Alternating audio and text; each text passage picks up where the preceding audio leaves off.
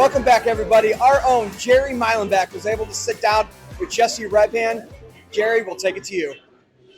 Hello, I'm Jerry Milenbach, a former contestant of Wheel of Fortune and on season 37. I'm here with Jessie Rebhan, and I will be interviewing her. She is a fan favorite, so she's one of the few that have been on twice on Wheel of Fortune.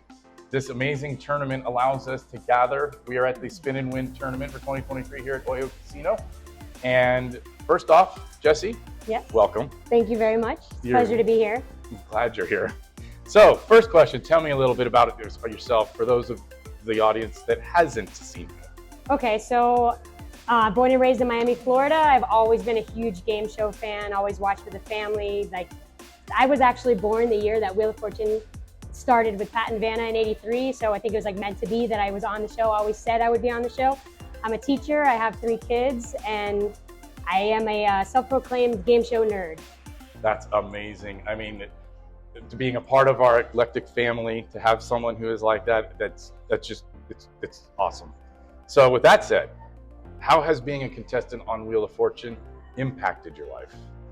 So, I mean, it may sound kind of cheesy, but I feel like it's one of these things that, you know, like you can really accomplish whatever you put your mind to.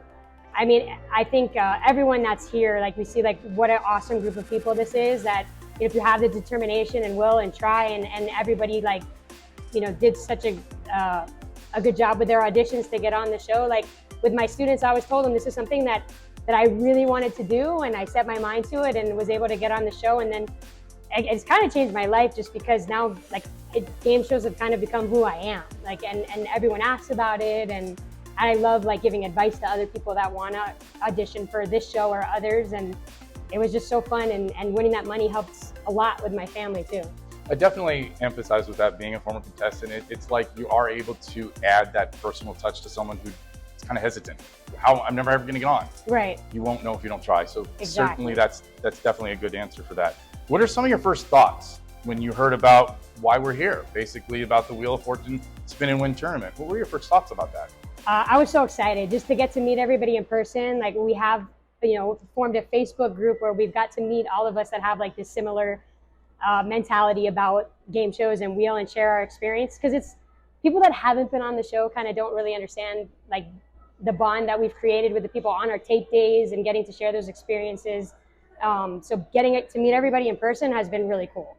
It is, and that's certainly going on with that. Yes, you meet the people on your tape days, you keep in touch with them. But when you do join the group, when you are a part of things like this, we all get that in-person touch versus just typing on Facebook or typing on whatever emails. I think this actually adds to this experience personally. You may have kind of answered a little bit of this, but what is your biggest takeaway from either this tournament so far that you've experienced or your 2 episodes? What's kind of the biggest takeaway from that?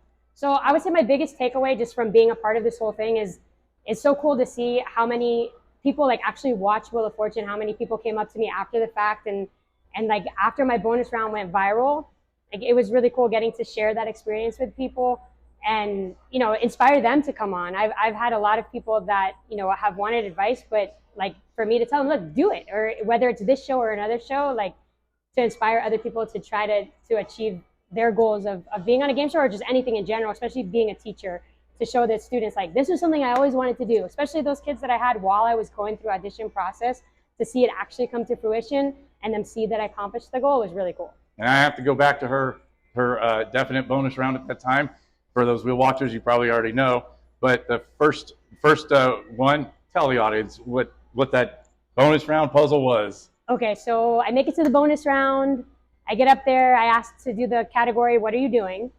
Because sometimes it's, to me, I felt like it's a little bit more logical than a phrase or a thing, because you can kind of hone in a little bit.